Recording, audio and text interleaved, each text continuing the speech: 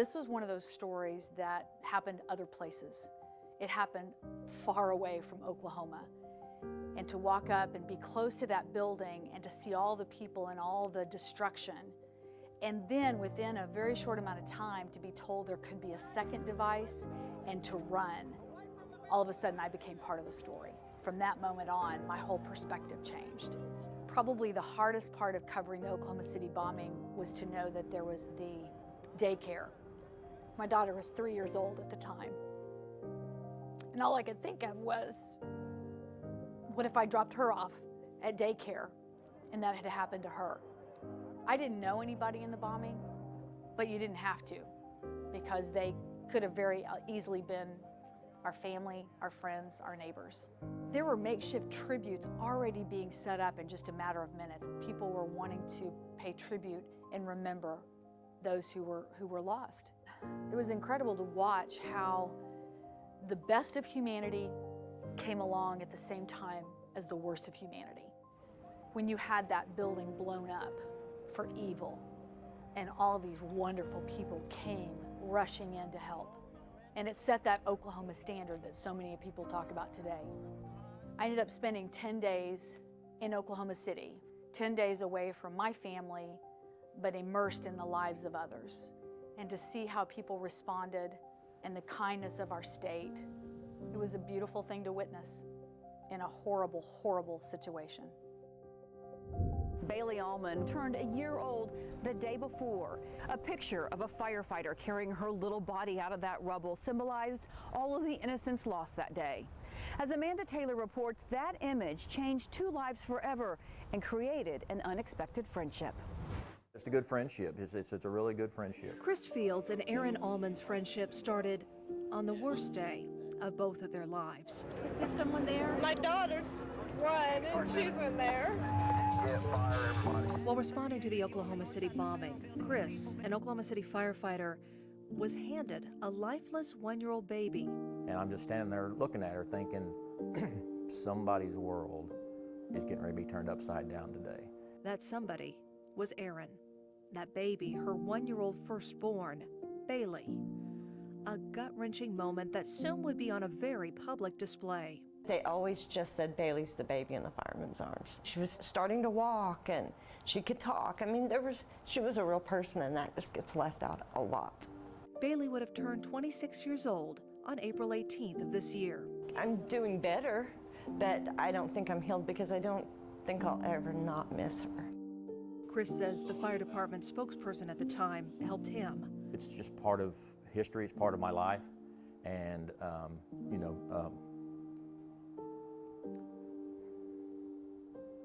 John Hanson was a big impact for me during that time. And when I would get upset going, man, I'm so tired of seeing that, and I don't want being singled out. And he's just telling me, he said, hey, you're representing the fire service. You represent every first responder that was there that day and responded, and Bailey's representing the innocence that was lost. Thank you so much. From the first time they met to now, Chris and AREN see each other several times every year. And over the years, AREN helped pass BAYLEE'S law to make daycares and federal buildings safer with shatterproof glass. She's also had 2 more children. Bellenbrooks never got to meet her, but if you ask them how many siblings they have, they'll both say 2. Chris has retired and now speaks to other first responders dealing with PTSD. If that event hadn't happened in my life and taken me down the road I went to, which wasn't a very pretty road, that I wouldn't be the father and the husband and the friend I am today to people. Through pain and grief, both have grown. I was lucky that I had such a good family and that they were all there for me. That's one thing I learned, was not to take every day for granted. Just, every day is a blessing. The 100-year-old survivor tree is a symbol of hope and perseverance at the bombing site. As Dave Davis found out, there is a plan in place to make sure this tree outlives all of us.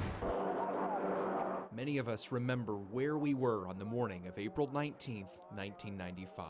And was actually at the FFA contest, judging contest, when we heard the news. Probably about 3 or 4 miles from here. And I was on the phone talking with somebody, and our building shook. regardless of what we found out, our lives were going to be drastically changed. Dr. ROSSLYN Biggs and her sisters, Blaine and Chelsea, lost their mother, Dr. Margaret Peggy Clark, in the attack. Even though Peggy has been gone for nearly 25 years, her daughters still cherish who their mother was. Her love and her care and commitment for us, and that kind of example as a parent, that we came before really anything else. And a sapling from the survivor tree is also helping keep Peggy's memory alive. In the middle of all the destruction and chaos that day stood this American elm in downtown Oklahoma City. It was about 100 yards away from the Murrah Building in a parking lot. It was in really poor condition. Mark Bays, who now oversees the care of the survivor tree, immediately rushed to the scene from his downtown office and right away started looking for ways to help.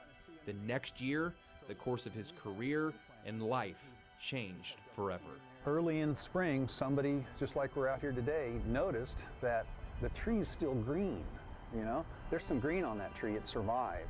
The survivor tree seedling and cloning programs ensure that even when this treasured American elm eventually sees its final rebirth in spring, that it will never truly die. Seeds, saplings, and even some clone trees are scattered across our country, carrying on the legacy of the survivor tree. And one of those saplings has been planted right here at Tulsa's world-class park gathering place. Thanks to Mark and many others, saplings have been given out for years to survivors, victims' families like ROSSLYN's, and to museums and memorials around the country. The year-old trees are grown from the seeds of the survivor tree at a nursery in Clinton, Oklahoma. This is ROSSLYN and her husband presenting U.S. Secretary of Agriculture Sonny Perdue with one of those saplings, honoring her mother, who had started work for the department about a year before the attack. He spent a considerable amount of time visiting with us, learning more about Oklahoma. Cloned trees, on the other hand, are the literal future of the mother tree. At the genetics of this tree, it's going to continue to outlive all of us. The clone trees are created by cutting a twig from the survivor tree and grafting it to a seedling of the tree itself. Mark says one of those clones, possibly the one at Scissortail Park in Oklahoma City, will eventually be planted at the memorial to take the place of the survivor tree when it dies. I mean, it's just not something that I can bring.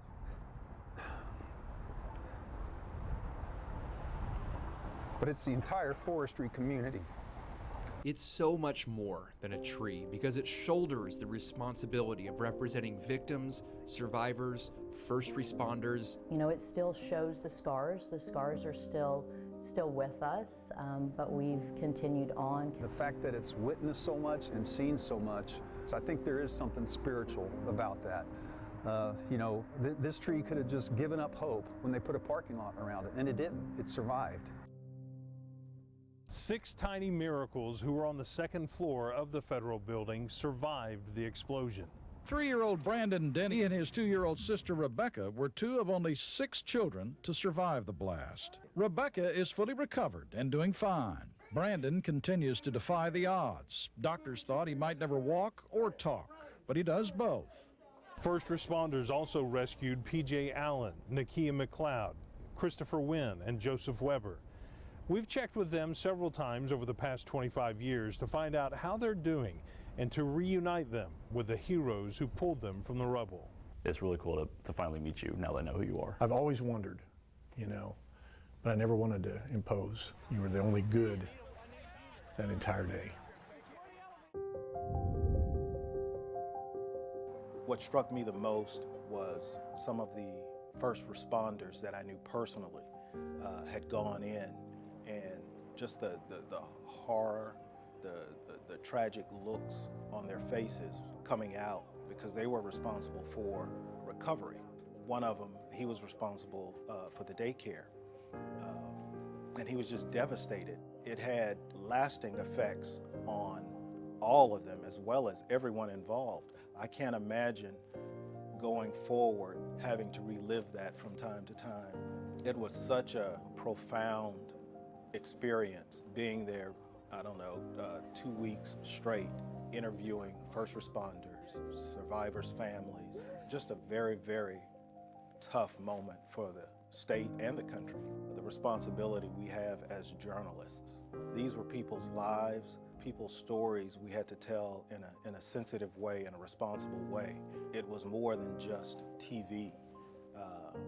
This was history in the making, and just a tragic and a historic time for Oklahoma. Our responsibility as journalists, as people, as citizens, to try to make this world a better place. Going back and looking at the video, you remember how bad, how sad those days were. A retired Tulsa homicide detective worked in the medical examiner's office to help identify the remains of all 168 victims. And despite the emotional toll he says that took on him, he says it was worth it to reunite those victims with their families. 30 minutes after that fertilizer bomb blew a hole in the side of the Murrah Building, Roy HEIM got the phone call that still gets to him today. About 9:30, my phone rang, and it was the medical examiner's office. It's hard, isn't it? It's hard. You know, it's been 25 years. Roy is part of a national team called DMORT, the Disaster Mortuary Operational Response Team. They go to scenes of mass casualties to identify the bodies and reunite those victims with their families. Sometimes you may get identification on half of a body or an arm. You do the very best you can. After the bombing, they didn't know how they were going to identify the children in order to return those babies to their parents for burial. So Roy had the idea to go to the homes and process them just like you would a crime scene, to see if they could get the children's prints from toys or dressers and then compare those prints to the bodies in the morgue. But he says family and friends for one family had come over that day and cleaned the house and cooked supper. You know how people do in times like that. But they had cleaned so well, they couldn't find a single print for that child. But they couldn't leave without finding it because it was that important. And that's when they saw it. A little print high up on the mirror where the daddy that morning had lifted his baby to look at himself in the mirror, and he'd put his hand right there when no one would ever think to look. It was a wonderful day because they came back and the fingerprint teams made identifications on most of the kids. Because the bombing was also a crime scene, some people on the team were in charge of doing a full x-ray on every victim, looking for pieces of debris from the bomb to be used as evidence. Another team rolled prints of every victim. Roy says he's never seen so many people from so many agencies working so well together without a single cross word. One of their team members is a psychologist whose job it is to keep tabs on everybody else's emotional well-being. Every once in a while, tap somebody on the shoulder. See you in a couple days. Might have been a doctor, officer. The funeral directors on the team were in charge of setting up a family center where the families could go get information about their loved ones and also receive counseling and food and other services. It was the hardest part of the job for Roy, telling those families the news. I was emotional then.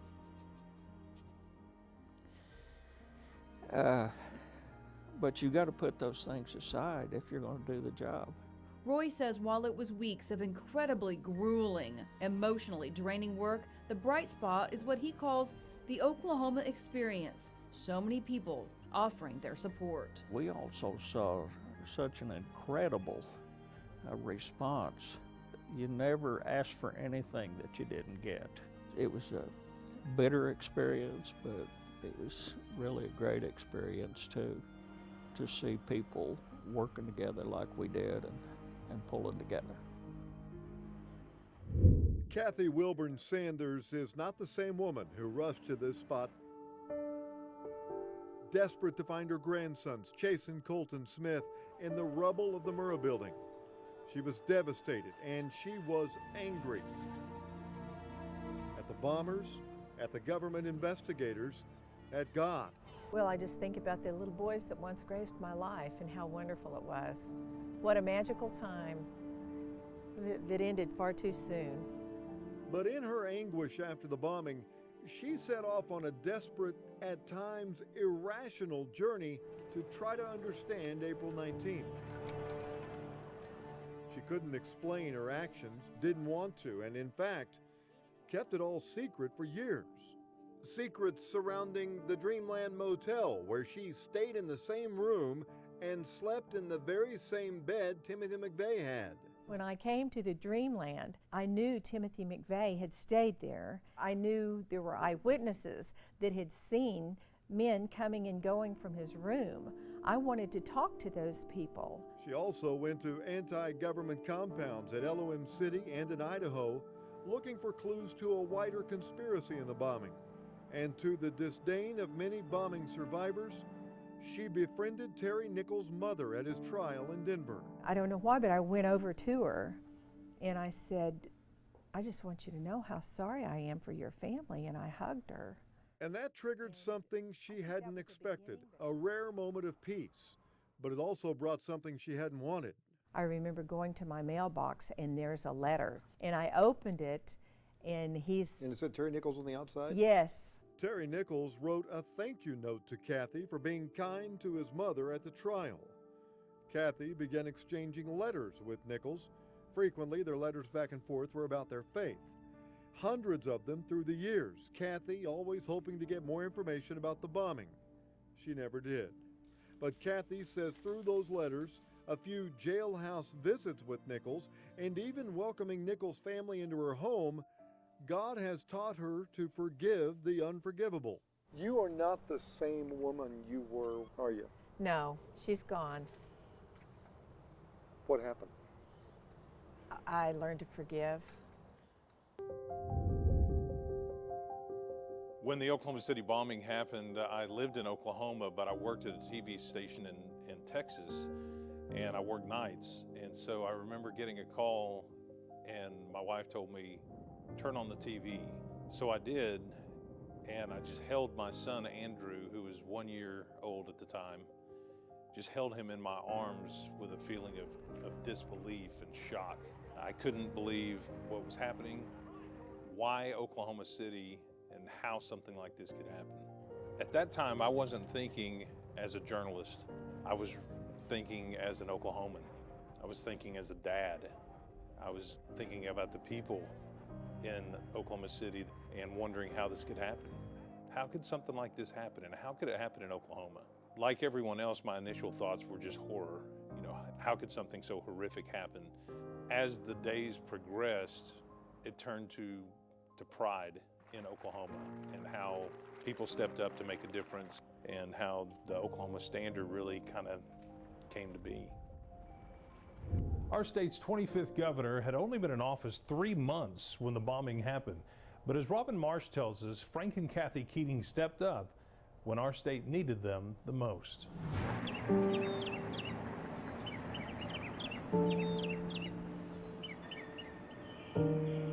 It was a gorgeous spring morning.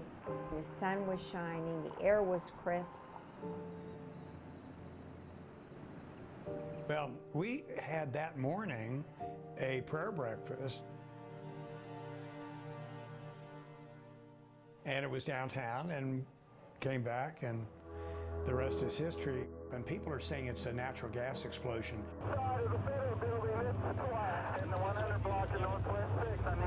Of course, it was the truck bomb that destroyed all those wonderful lives. And I said, that's not the courthouse. That's a federal office building, and there are lots of people in there.